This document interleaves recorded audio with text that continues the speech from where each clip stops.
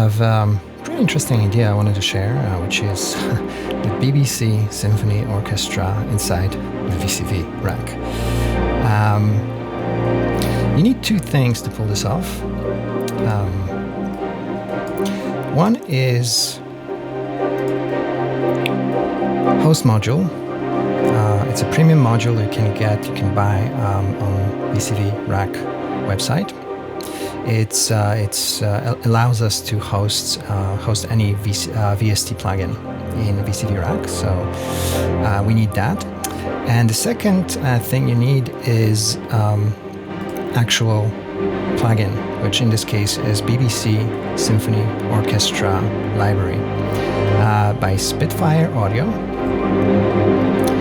This library exists in 3 different versions. I have only the middle one, Core, because I cannot afford 600 gigabytes of storage for the Pro version.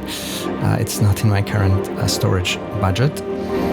But Core is fairly manageable. It's like, I think, 30-something gigabytes, if I remember correctly. And the interesting part is the Discover version.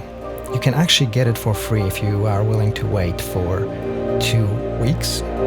So if you are not into sample libraries, this is probably a great point to start experimenting with Symphony Orchestra in VCV Rack. And it's a really gorgeous library. It's been recorded by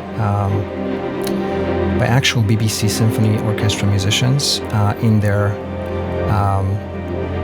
own studios. So you have really authentic sound, very coherent. If you use all instruments from that one library, it's fairly coherent. I didn't have to tweak it too much.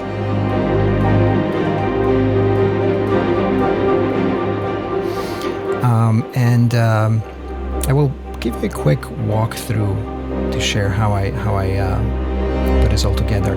The basic premise is that VCV Rack modules are conducting my orchestra. Everything, every note, every rhythm is determined by VCV Rack, and everything you hear comes exclusively from this one plugin. All right, so let's have a look at the top row. Over here, I have horns, basses, and violas, harmonics, driven by 2 chords modules. These are also premium VCV Rack modules. And in addition, I'm using LFO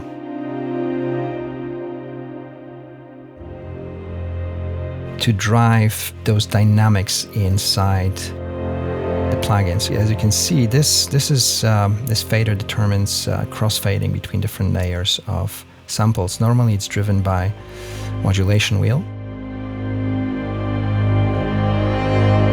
And in our case, I'm using LFO for that. So this one is pretty straightforward. Now, the other 3 rows are all driven by cellular automata. So let's have a look at strings. The way it works is that this beautiful module by 23 volts is giving us cellular automaton inside a module. There are a few different algorithms. I'm using right now the famous Conway's Game of Life.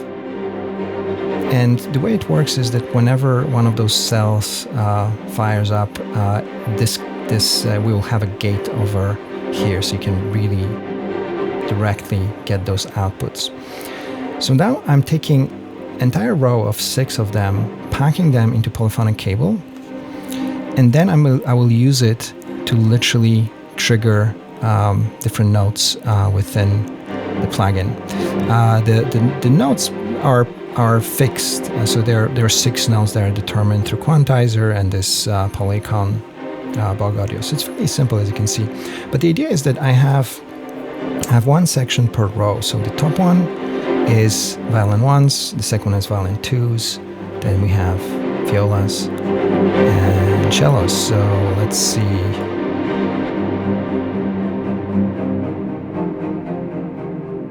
Now we were listening to cellos. As you can see, another interesting thing about Conway's game of life is that this life can die. So in order to keep moving, we have to spawn it once in a while. So I'm using Bernoulli gate to make it less predictable. So yeah, so the beautiful thing about the solution is that sometimes entire sections will go quiet. And also the velocity is driven by density. So depending on how many cells are active, the velocities of these staccato notes will change accordingly. So these are strings, staccato strings, and the other two rows are very similar.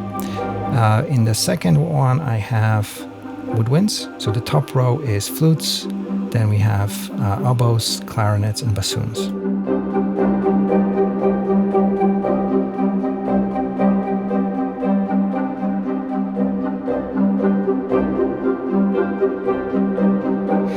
And the last one, the last row, let's solo it. The last row right now is dead. Let's wait until it wakes up. And we're still waiting. Yeah.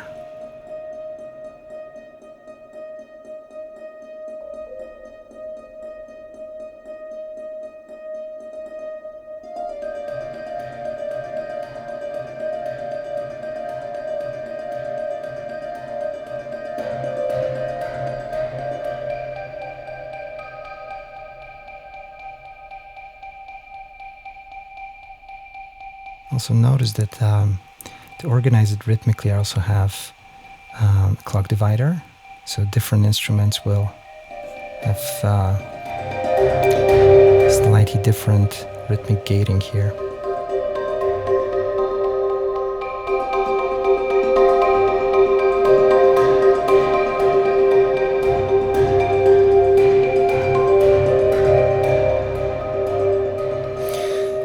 Right, so